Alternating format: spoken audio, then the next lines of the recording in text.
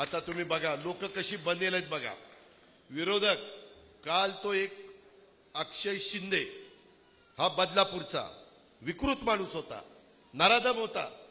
अहो लहान लहान मुलींना इतकं त्यांनी छळलं, इतकं छळलं, त्या मुलींचा छळ केला, त्यांच्यावर अन्याय केला, अत्याचार केला। त्याच्या संदर्भामध्ये त्या मुलींनी नंतर घरच्यांना सांगितलं, मी कसा काय अन्याय अत्याचार केला ते सांगू शकत नाही, इतका हरामखोर होता। त्यावेळेस बदलापूरच्या लोकांनी 9 तास ट्रेन बंद केली, महत्वाची ट्रेन। एवढा तिथं राग होता, त्याला पकडा, त्याला फाशी द्या, अशा पद्धतीची मागणी होत होती। आम्ही त्या मुलींची वैद्यकीय तपासणी केली, त्यावेळेस हे प्रकरण उघडकीला आलं, SIT स्थापन केली, त्याच्यामध्ये देशभरात चर्चा झाली।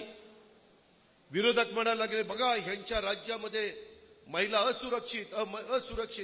अरे कोण आपल्या घरातल्या महिलेला असुरक्षित ठेवणार आहे? आपलं सगळं घर आहे महाराष्ट्र, म्हणजे माय माऊलीला कोण असुरक्षित ठेवणार आहे? आणि हे सगळं करत असताना त्याला पकडला आणि ते सगळं बाकीचं सुरू झालं। त्याला काल त्या जेलमधनं पुढे नेत असताना त्याने शेजारी बसणाऱ्या पोलिसाचीच रिव्हॉल्वर काढली आणि एका पोलिसावर झाडली, 3 गोळ्या झाडल्या, त्याच्यातले एकाला लागलं। आता जर ती विकृत माणूस तोच जर पोलिसांना मारायला लागला तर पोलीस काय गप्प बसणार आहे? पोलिसांनी लगेच फायरिंग केलं आणि त्या चकमकीत तो गेला। नाहीतरी लोक म्हणतच होती की त्याला जन्मठेप द्या, पण ती लवकर गेला, म्हणजे तशी मागणीच होती। मी त्याचं समर्थन करत नाही, स्वसंरक्षणाकरता केला असं पोलीस सांगतायत, त्याची चौकशी त्या ठिकाणी होईल। पण आता विरोधक म्हणतायत ह्याला का मारला? अरे तुम्हीच म्हणत होता की असली माणसं नाही पाहिजे, यांना फाशी द्या, फाशी द्या, आणि तुम्हीच पुन्हा असं बोलता, म्हणजे गांडुळासारखं झालं ना दोन्ही बाजूनी, इकडे चाललंय का इकडे चाललंय कळतच नाही। असं कसं चालेल?